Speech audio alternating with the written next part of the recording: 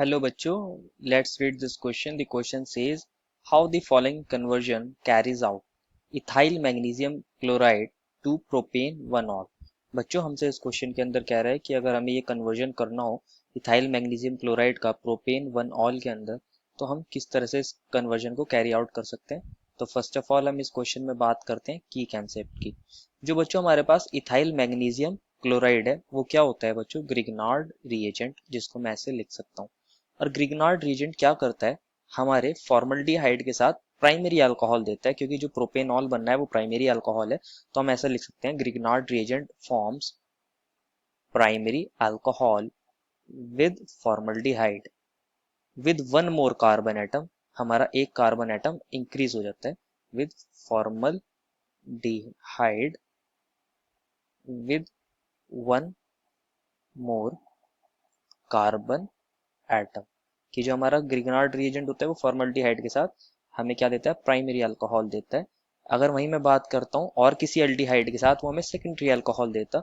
और अगर मैं बात करूँ कीटोन्स के साथ हमें टर्शियरी अल्कोहल्स देता है। तो this is the key concept here. अब हम देखते हैं कि हमें जो ग्रिग्नार्ड रिएजेंट दिया है वो क्या है, इथाइल मैग्नीशियम क्लोराइड, जिसको मैं ऐसे लिख सकता हूँ C2H5MgI। तो मैं क्या करता हूँ बच्चों, इसकी रिएक्शन करा देता हूँ फॉर्मल्डिहाइड के साथ, दैट इज HCHO। ये हमारा फॉर्मल्डिहाइड है और ये हमारा इथाइल मैग्नीशियम क्लोराइड है। हमें क्लोराइड बोला तो इसको क्लोराइड कर लेते हैं। आई की जगह क्या आएगा, यहाँ पे Cl आ जाएगा। इसकी रिएक्शन अगर हम इसके साथ कराएंगे फॉर्मल्डिहाइड के साथ, तो जो ग्रिग्नार्ड रिएजेंट होता है ना बच्चों, वो हमें R नेगेटिव देता है, एक न्यूक्लियोफाइल देता है, जिसको मैं ऐसे लिख सकता हूँ CH3CH2 नेगेटिव। अब न्यूक्लियोफाइल क्या काम करेगा, किसी इलेक्ट्रोफिलिक सेंटर पे अटैक करेगा।